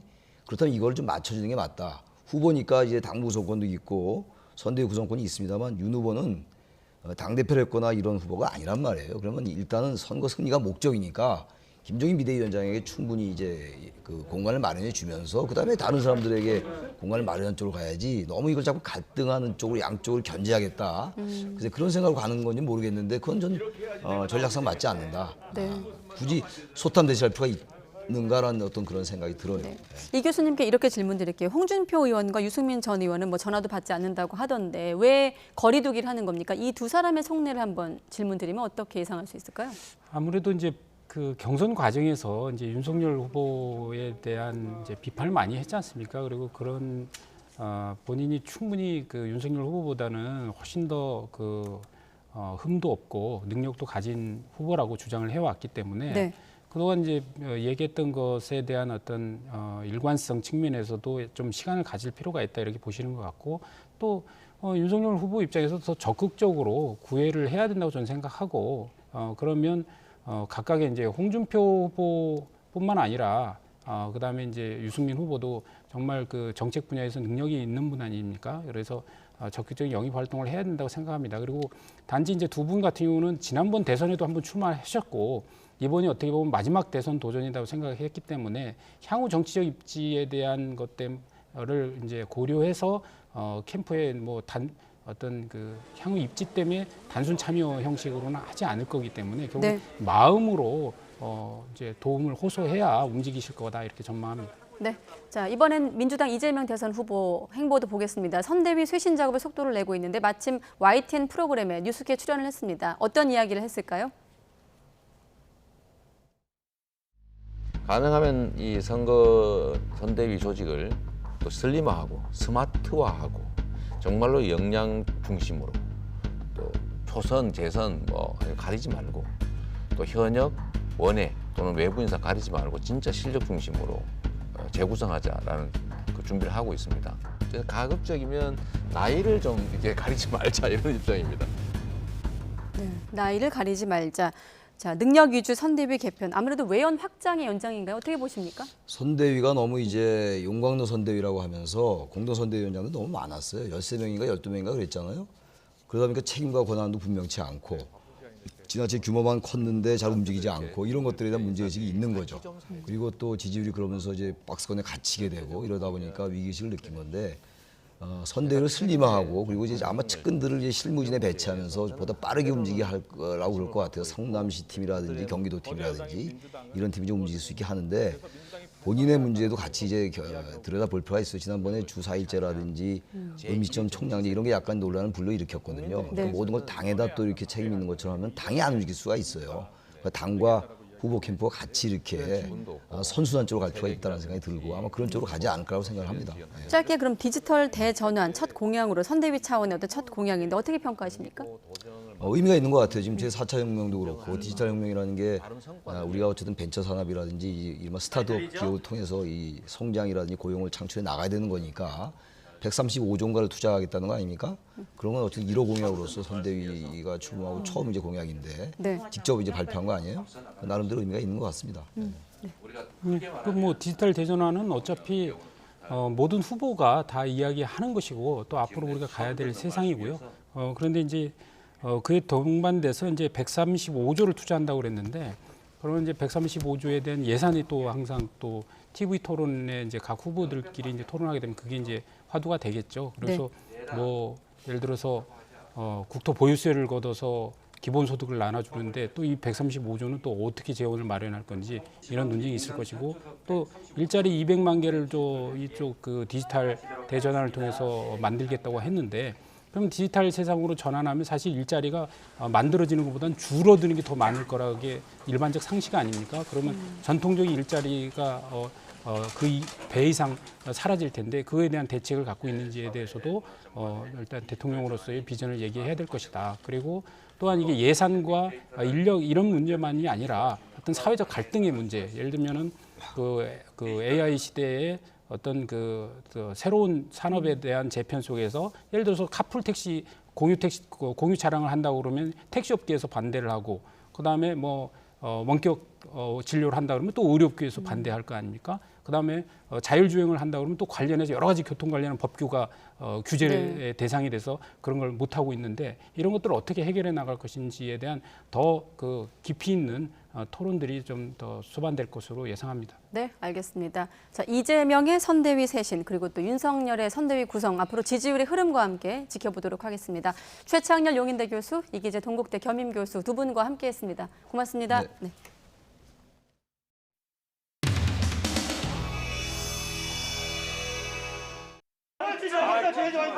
아니야 한두 분이 붙인 게 이게 뭐야 이게 맨날 뒤집어 아니 무쟁점 법안인데 왜 합의를 못해요? 야당이 왜 법안 상정조차 못하게 아니 국토위를 왜 경쟁의 장으로 만드냐고요. 국민의힘 송숙전 의원 등 9분 의원님들의 제 요구는 국감기간 내내 존경하는 국민의힘 위원님들께서 왜 이 막대한 개발 이익이 극소수의 민간인들에게 집중되었냐? 당연히 상정이 되고 심의가 될 걸로 그렇게 믿었습니다. 그런데 굉장히 야당에서 소극적인 태도로 일관을 하시고 법안을 핑계로 해서 예산 심의를 보이콧하고 방해를 했다는 것은 저는 정말로 이 국회의원으로서의 책무를 저버린 행태다. 예산이 우선 급한지 법률이 급한지 그것조차도 구분 못하십니까? 이름을 갖다 그렇게 얘기합니다. 조홍천 간사님이 무능해서 그렇습니다. 여당에서 다수당이 의원님들 종일 무능하다고 간사할 때 그러는데 매일날 되겠냐고 지금. 다들 좀 자제해 주시기 바랍니다. 예. 근데 제가 오늘 제보 하나를 받았는데요. 뒤로는 어떤 일이 벌어지고 있는지 대장동 공모지침서 작성 과정에서 이재명 시장이 공공이익 확보가 아닌 민간이익 추가 확보를 지시했다는 진술을 검찰이 확보했다는 제보를 받았습니다. 잠깐만요. 잠깐만요. 조용히 하시고. 면책특권 이용해서 허위 발언하지 맙시다. 김은혜 의원 누구로부터 제보 받았습니까? 저한테 취조하시는 겁니까? 도대체 누가 이재명 시장이 민간 개발업자의 이익이 이 정도 되어서는 안 되겠다. 육하 원칙에 입각해서 발언하세요. 자, 조용히 하세요.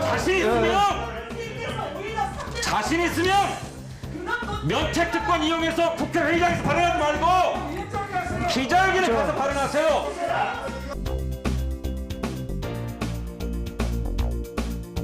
간단히 하겠어요. 여당 간사에 대한 융합 표명을 하셔야 됩니다. 잠깐만요. 여야가 간사간에 하셔야 되니까 이렇게 해서 여당 간사 무능하지 여당 간사에게 사과하세요. 자, 조용히 하세요. 안내서는 원활한 회의 진행을 위해서 잠시 정회하도록 하겠습니다. 정회를 선포합니다.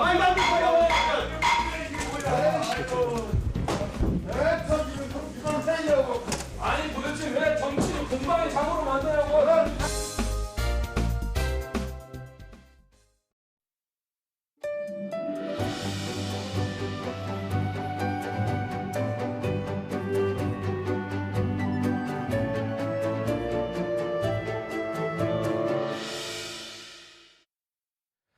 오늘 무척 추우셨죠? 영하권 겨울 추위에 서해안에는 눈까지 내렸습니다. 이번 추위는 휴일까지 풀리지 않고 이어진다고 합니다. 정혜은 기자의 보도입니다. 기온이 처음 영하권으로 떨어진 서울의 아침. 출근길에 나선 시민들의 옷차림은 이미 겨울입니다. 두꺼운 패딩에 목도리, 장갑까지 등장했습니다. 갑작스러운 추위와 옷깃을 파고드는 바람에 시민들은 몸을 움츠린 채 걸음을 재촉합니다. 서울 기온은 영하 3.7도, 올가을 최저 기온을 기록했고 체감 온도는 무려 영하 7도 가까이 떨어졌습니다. 강원도 설악산은 영하 16.5도, 대관령과 파주도 영하 5도 아래 머물렀습니다. 상층에서 찬 공기가 강하게 남하하고 해상에서부터 강풍이 유입되기 때문에 아주 추운 날씨가 추위 속에 충청과 전북 일부 지역에는 출근길에 1에서 4cm의 눈이 내렸고 밤사이에 최고 5cm의 눈이 더 내릴 전망입니다. 영하권 추위는 이번 휴일 아침까지 이어진 뒤 낮부터 점차 누그러들겠습니다. 하지만 12월 겨울이 시작하는 다음 주에도 시작부터 또 한 차례 영하권 추위가 찾아올 전망입니다. YTN 정혜윤입니다. 미국 최고의 권위 있는 음악상인 그래미 뮤직 어워즈 측이 우리 시간으로 내일 새벽 후보를 발표합니다. 방탄소년단이 그래미에서도 성과를 낼 수 있을지 기대감이 커지고 있습니다. 김혜연 기자가 보도합니다. 버터로 다시 한번 도전을 할 생각입니다. 지난 5월 신곡 버터를 발표하면서 그래미상 재도전 목표를 밝힌 BTS. 이번에는 전망이 더 밝습니다. 버터는 빌보드 핫백 통산 10주 1위, 올해 최고 기록을 세웠습니다. 뒤이은 신곡 2곡도 1위에 올랐고 세계적인 밴드 콜드플레이와 협업하며 음악적 성과도 확보했습니다. 그래미상의 시험대로 알려진 아메리칸 뮤직 어워즈에서 대상격인 올해의 아티스트상을 거머쥔 것도 큰 발판입니다. 방탄소년단이 그만큼 올해 이뤄낸 성과가 굉장히 뚜렷하다는 의미도 되기 때문에요. 본상 부문의 수상 가능성도 충분히 있다고 생각합니다. 그래미상은 팝, 라틴, 힙합 등 장르별로 80개 넘는 트로피를 수여합니다. BTS는 지난번 후보에 올랐던 베스트 팝 듀오 그룹 퍼포먼스에 올해도 오를 가능성이 큽니다. 또 영어곡 버터로 4대 본상 영역인 올해의 노래나 올해의 레코드에 오를 수 있다는 관측도 나왔습니다. 외신을 비롯한 해외 음악계는 BTS의 이러한 선전이 이제 일시적인 현상이 아니라는 점에 주목하고 있습니다. K-팝의 미국 진출은 2000년대 중반 비와 보아부터 가시화됐습니다. 원더걸스, 싸이가 빌보드 핫백에 진입하면서 가능성을 보여줬고 BTS는 이를 발판 삼아 지속적인 성장을 끌어내는 데 성공했습니다. 선배님들께서 좀 많이 노력을 해주셔서 그런 자리에 갈 수 있었지만 저희도 앞으로도 이제 최고의 음반과 컨텐츠를 가지고 뭔가 한국을 더 알릴 수 있는 가수가 될 수 있으면 좋겠다. BTS가 최고 권위 그래미 시상식에서 또 한 번 세계 대중음악계를 놀라게 할지 주목됩니다. YTN 김혜은입니다. 이달 말부터 해외 주식을 최소 한 주가 아닌 소수점으로 살 수 있는 서비스가 확대됩니다. 소수점 거래는 주문과 체결에 시차가 발생할 수도 있어서 주의할 점도 있습니다. 박병환 기자가 보도합니다. 미국 등 외국 증시에 투자하는 이른바 서학개미들은 330만 명에 달합니다. 최근 서학개미들의 대표적인 관심 종목인 테슬라 주가는 $1,100, 우리 돈으로 130만 원 정도를 오르내리고 있어 한 주를 사기도 쉽지 않습니다. 이같이 고가의 미국 주식을 한 주가 아닌 0.1주와 같이 소수점 이하로 구매하는 것이 가능해졌습니다. 지난 12일 금융위원회가 증권사의 해외 주식 소수점 거래 서비스를 혁신금융 서비스로 지정하고 예탁결제원이 이를 지원하는 서비스를 구축했기 때문입니다. 이에 따라 각 증권사는 이달 말부터 외국 주식의 소수점 이하 구매 서비스를 시작합니다. 투자자들이 소수점 단위 주문을 하면 증권사가 모아 매매 주문을 제출하는 방식입니다. 가령 A 고객이 1.4주, B 고객이 0.5주를 주문하면 AB 고객분 1.9주에 증권사분 0.1주를 합산해 증권사가 2주를 주문하는 겁니다. 주식을 팔 때도 증권사가 매도 주문을 모아 거래하게 됩니다. 하지만 해외 주식인 만큼 주의점도 많습니다.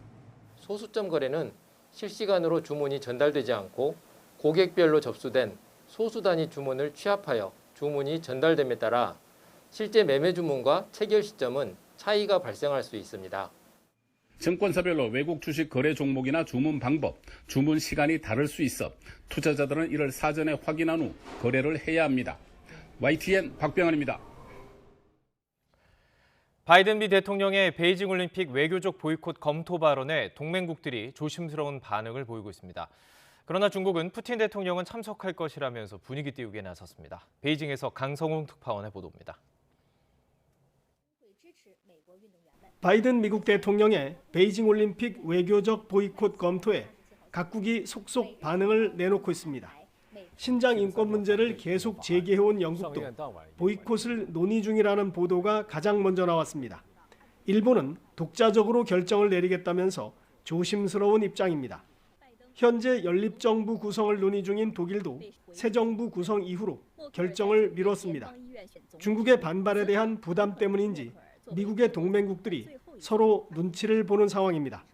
베이징 올림픽의 외교적 보이콧 가능성을 먼저 제기했던 미국도 확대 해석은 경계하고 있습니다. For the ongoing human rights abuses and in the case of Xinjiang genocide there and will continue to do that, but I just don't have an update on the Olympics. 이런 가운데 영국의 존슨 총리는 스포츠 행사의 보이콧을 지지하지 않는다고 말했습니다. 중국은 푸틴 러시아 대통령이 개막식에 참석할 것이라며 분위기 띄우기에 나섰습니다. 这次习主席也邀请好朋友普京总统来华出席北京冬奥会开幕式。普京总统愉快地接受了邀请。 하지만 중국은 테니스 스타 펑샤이의 이른바 미투 폭로의 후폭풍에서 벗어나지 못하고 있습니다. 영상통화로 펑샤이의 안전을 확인했다는 바흐 IOC 위원장에게도 역풍이 불고 있습니다. 일부 인권단체는 강요 의혹을 제기하며 IOC가 중국의 선전을 도와주고 있다고 비판했습니다. 미국 국무부도 펑샤이와 관련된 상황을 예의주시하고 있다고 밝혔습니다.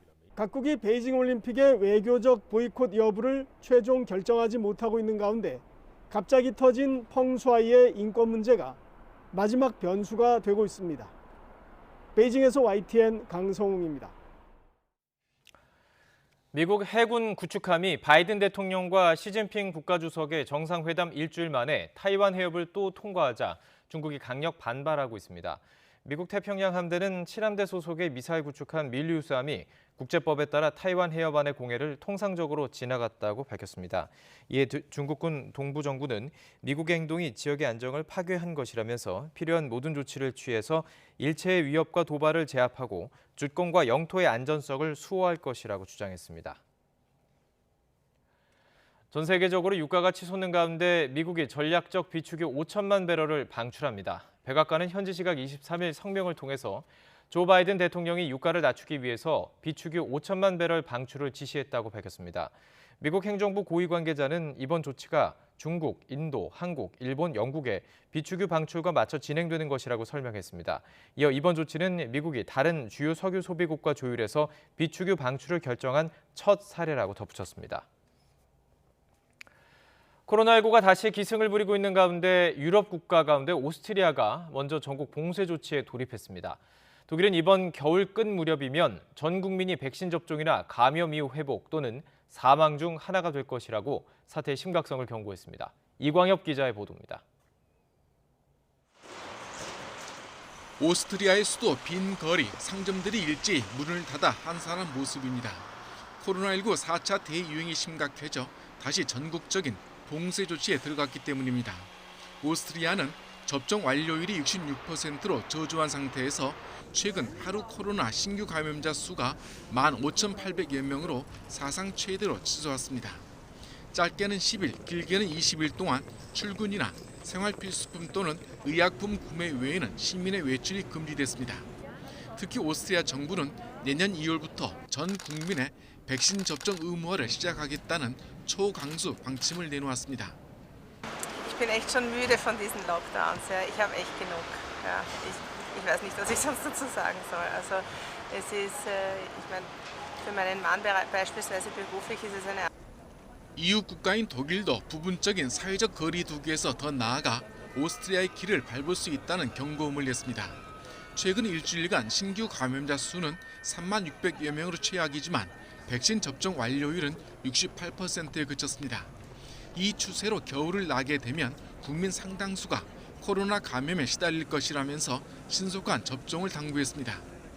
Wahrscheinlich wird am Ende dieses Winters so ziemlich jeder in Deutschland, das wurde ja manchmal schon etwas zynisch genannt, geimpft, genesen oder gestorben sein.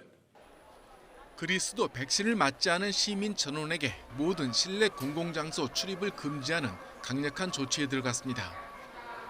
유럽은 매주 신규 감염자가 200만 명 이상으로 최대 위기를 맞았지만 국민의 자유를 지나치게 제한하지 말라는 대규모 시위도 잇따라 불안이 계속되고 있습니다. YTN 이광규입니다.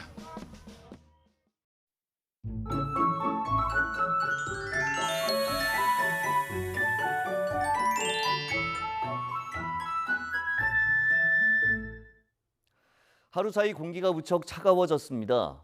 한낮에도 쌀쌀함을 넘어 다소 춥게 느껴졌는데 오늘보다는 덜하지만 내일도 제법 춥습니다. 특히 서울 아침 기온이 영하 3도, 철원 영하 7도, 안동 영하 1도까지 떨어지는 등 중부와 경북에는 영하권 추위가 계속되는 곳도 있겠습니다. 낮 동안에도 서울 기온이 8도, 대전 12도, 광주 13도, 대구 13도에 머무는 등 예년과 비슷하거나 조금 낮겠고 바람이 강해 몸으로 느껴지는 쌀쌀함은 이보다 더하겠습니다. 서쪽 곳곳에 오락가락 눈비가 내리고 있는데 내일 아침까지 전북 동부에는 최고 5cm, 경기 남서부와 충청, 영남 내륙에는 1cm 안팎의 눈이 더 오겠고 수도권과 강원도에도 눈이 조금 날리겠습니다. 눈비가 그치고 내일은 구름만 간간히 지나겠습니다. 다만 강원 동해안에는 대기가 무척 메마른 가운데 바람도 강하게 불고 있습니다. 대형 산불이 발생할 가능성이 있는 만큼 더욱 주의해 주시기 바랍니다. 주 후반까지 대체로 맑은 가운데 영하권 추위가 계속될 전망입니다. 날씨 정보였습니다. YTN 뉴스나이트 마치겠습니다. 네, 함께해 주신 여러분 고맙습니다.